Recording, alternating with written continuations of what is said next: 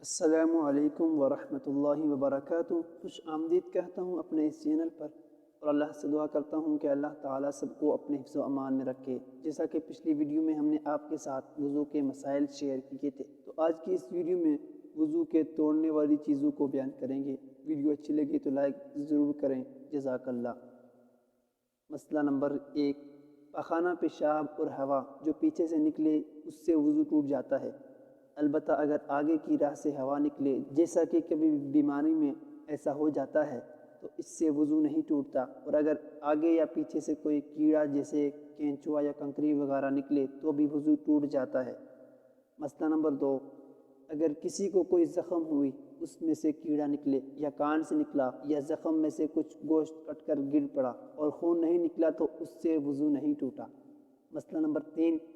اگر کسی نے ناک سونکھی اور اس میں جمے ہوئے خون کی پٹکیاں نکلی تو وضو نہیں گیا۔ وضو جب ٹوٹتا ہے کہ پتلا خون نکلے اور بہہ پڑے۔ اگر کسی نے اپنی ناک میں انگلی ڈالی، پھر جب اس کو نکالا تو انگلی میں خون کا دھبا معلوم ہوا، لیکن وہ خون بس اتنا ہی ہے کہ انگلی میں ذرا سا لگ جاتا ہے لیکن بہتا نہیں، تو اس سے وضو نہیں ٹوٹتا۔ مسئلہ نمبر 4، کسی کی آنکھ کے اندر کوئی دانہ وغیرہ تھا، وہ پھٹ گیا یا خود پھوڑ دیا اور اس کا پانی بہہ کر آنکھ میں تو پھیل گیا لیکن آنکھ کے باہر نہیں نکلا، تو اس کا وضو نہیں ٹوٹا، اور اگر آنکھ کے باہر پانی نکل گیا تو وضو ٹوٹ گیا۔ اسی طرح اگر کان کے اندر دانہ ہو اور وہ پھٹ جائے تو جب تک خون یا پیپ سوراخ کے اندر اس جگہ تک رہے جہاں پانی پہنچانا غسل کرتے وقت فرض نہیں ہے، تب تک وضو نہیں ٹوٹتا، اور جب ایسی جگہ پر آ جائے جہاں پانی پہنچانا فرض ہے تو وضو ٹوٹ جائے گا۔ مسئلہ نمبر 5، کسی نے اپنے پھوڑے یا چھالے کے اوپر کا چھلکا نوچ ڈالا اور اس کے نیچے خون یا پیپ دکھائی دینے لگا، لیکن وہ خون یا پیپ اپنی جگہ پر ٹھہرا ہے، کسی طرف نکل کے بہا نہیں، تو وضو نہیں ٹوٹا، اور جو بہہ پڑا تو وضو ٹوٹ گیا۔ مسئلہ نمبر 6،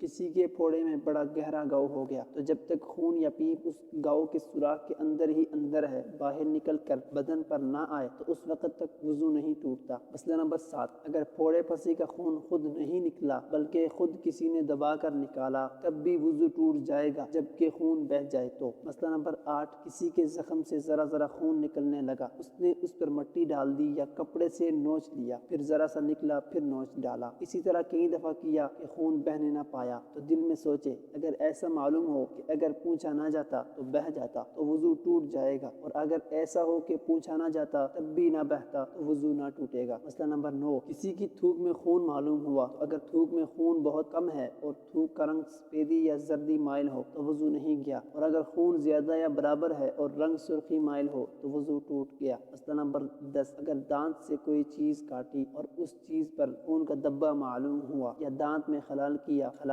یعنی دانت میں تیلی وغیرہ ڈالی اور خلال میں خون کی سرخی دکھائی دی لیکن تھوک میں بالکل خون کا رنگ معلوم نہیں ہوتا، تو وضو نہیں ٹوٹا۔ یہ تھی آج کی ویڈیو، امید کرتا ہوں پسند آئی ہوگی۔ اگر پسند آئی ہو تو چینل کو ضرور سبسکرائب کر دیں تاکہ اسی طرح کی اسلامک ویڈیوز کا نوٹیفیکیشن سب سے پہلے آپ حاصل کر سکیں۔ اپنا بہت سارا خیال رکھیے گا، ملتے ہیں نیکسٹ ویڈیو میں، تب تک کے لیے اللہ نگہبان۔